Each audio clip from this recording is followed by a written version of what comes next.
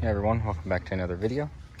Today, I got these Polaris 4-wheelers in a package a while back, and I have this Ranger 6x6 here, and I did have to put a new fuel pump in it and a few other little things, but I wanted to cover one topic that I haven't done before. So the problem is the speedometer erratically or doesn't work at all.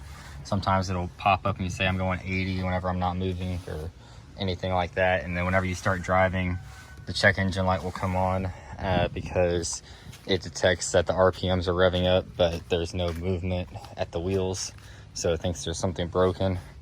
So if you're having that issue, the way you can check it is scroll through whenever it's running. The check engine light only comes on for me whenever it's driving, and then once you come to a stop or go slow, it goes away.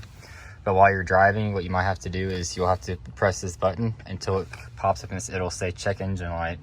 And whenever it says check engine light, press and hold this button for a few seconds and it'll pop up and give you a number. The code should say 84. So 84 is going to be your front wheel speed sensor up here. The newer Polaris models, I believe they have a sensor on the transmission, but these older 800s and a few other models use this sensor up in here. It's a pretty expensive little sensor. It's about $100 from Polaris. I got a used one here that I'm gonna slap in there, and hopefully that'll fix my issue. So it just has this little pickup here, and that goes onto the wheel, and it picks up signal. I believe it's from the brake caliper, or yeah, I think it's from the brake caliper, I believe. Or sorry, not the caliper, the disc. So let's go ahead and start messing with it. Pretty simple. Before you do any of this, make sure you check your wiring and make sure your wiring isn't messed up. So up here, you're gonna want to come to probably this side. It doesn't really matter, I guess, just whichever one's easier for you. But there's going to be two wires or two connectors up underneath the driver's side here, and one's going to be for your 4-wheel drive and one's going to be for your speedometer. So we just go ahead and find which one it is and follow it back.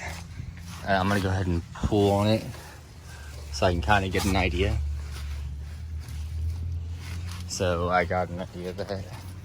So it has a rubber coating on it.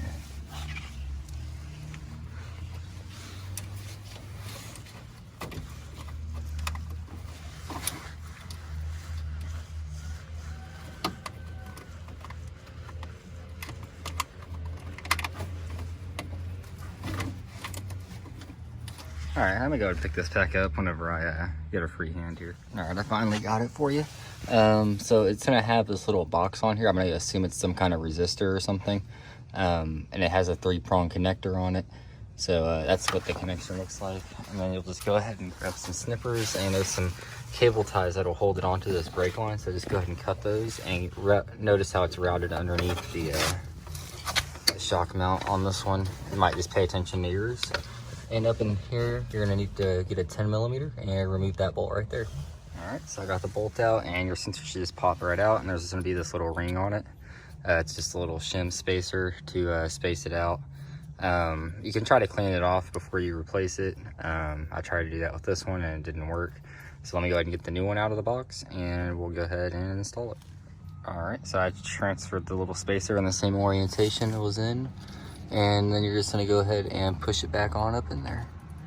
And just make sure that spacer doesn't fall out or nothing. And then you're gonna grab your nut and, your 10mm bolt, and start throwing that thing back in there.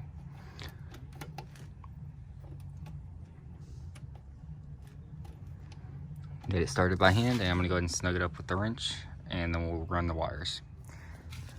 Our 10mm bolt is back in, and we're gonna go ahead and run this wire up underneath, or actually I might run this one over. Yeah, I'm gonna run it over the arm instead of underneath it. And then I'll zip tie it back to that cable. And then you can see up in here, you're just gonna feed the wire right back into this hole, and then you're gonna go to the other side and catch it and reconnect it back onto where you disconnected it from. All right, now all the zip tie is done.